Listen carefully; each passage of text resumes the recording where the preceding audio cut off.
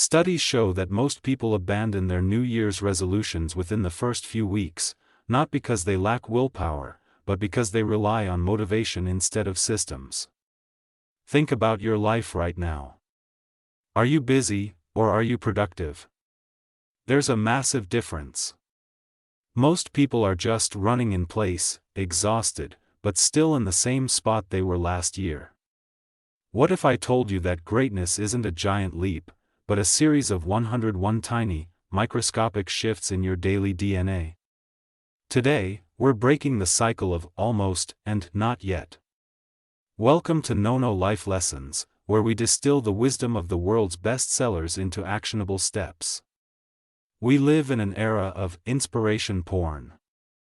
We watch the videos, we buy the planners, but the moment the alarm goes off at 5 a.m., our brain betrays us. The problem isn't a lack of information, it's a lack of a system. The book 101 Self-Help Tips isn't just a list, it's a manual for rewiring the human machine. Today, we've synthesized these 101 tips into 5 transformative life lessons that will move the needle for you, starting today. Why do the world's most successful people protect the first 60 minutes of their day like it's a billion-dollar asset? The book starts with a hard truth: your day is won or lost before 8 a.m. Tip number 3 is a slap in the face for most: don't hit the snooze button. Why? Because the snooze button is the first defeat of your day. You are literally telling your goals, wait, I'd rather sleep for 9 more minutes of low-quality rest than chase you.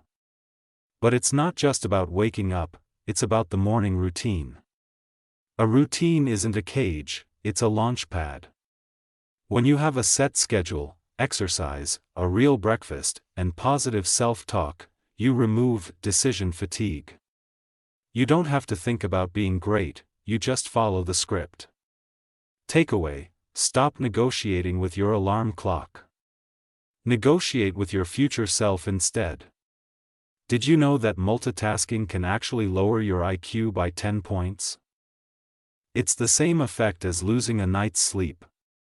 101 Self-Help Tips hits hard on a modern epidemic: the distracted mind. Tip number 15 tells us to work on one project at a time.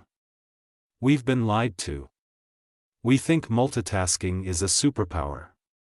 In reality, it's just the ability to mess up multiple things simultaneously. The book suggests tracking your progress and making small goals. If your goal is, I want to be a millionaire, your brain gets overwhelmed and shuts down. But if your goal is, I will write 500 words today, your brain sees a finish line.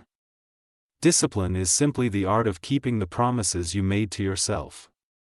When you focus on one thing, you give that thing your 100%. And 100% of your effort on one thing is always better than 10% of your effort on 10 things.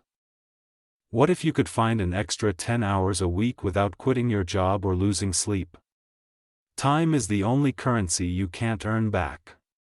Tip number 47: stop procrastinating. It sounds simple, right?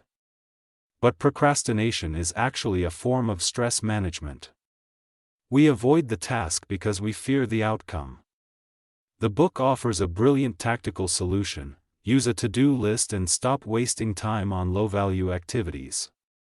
But here is the secret sauce: leave a buffer. Most people schedule their lives so tightly that one traffic jam ruins their entire day. By leaving a buffer, you stay in control. You aren't reacting to life, you are leading it. Remember, yes to someone else's unimportant request is a no to your own destiny. Can you actually trick your brain into being happy even when things are going wrong? Your brain is a supercomputer, but it's running 10,000-year-old software designed for survival, not success. To change your life, you have to change your internal dialogue. Tip number 61: think positively. This isn't toxic positivity. It's about stopping negative thoughts before they take root. When a negative thought enters, don't fight it, replace it. Use affirmations and meditation to quiet the noise. The most powerful tip in this section? Tip number 75, don't dwell on the past. The past is a place of reference, not a place of residence. If you're looking in the rearview mirror, you're going to crash into what's in front of you. What is the final barrier between you and the person you want to become? In the final chapters, the book shifts from how to act to how to be. Tip number 81, know your goals.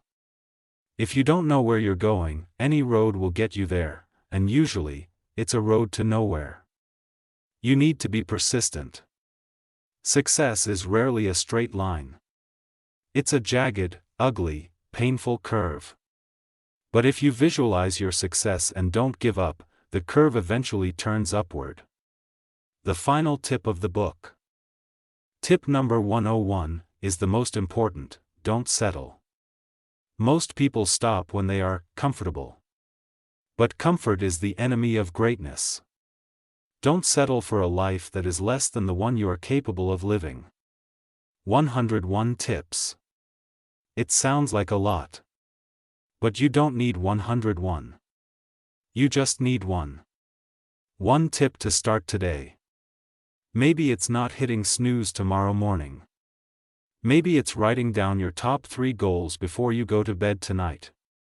The difference between who you are and who you want to be is what you do. If you found value in this deep dive, imagine what applying these lessons could do for your life. And because I want you to start this journey right now, I have a special gift for you. I am giving away the full 101 Self-Help Tips PDF for free to the first 1,000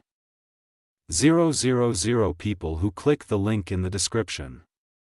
To ensure this goes to our most dedicated community members, the file is password protected. When you download it, use the password Nono 2026. That's NONO 2026. Grab it before the limit is reached. And if you're serious about changing your life, hit that subscribe button and join the Nono Life Lessons community. We don't just read books, we master them. I'm your host, and I'll see you in the next chapter of your journey. Remember, don't just exist. Thrive.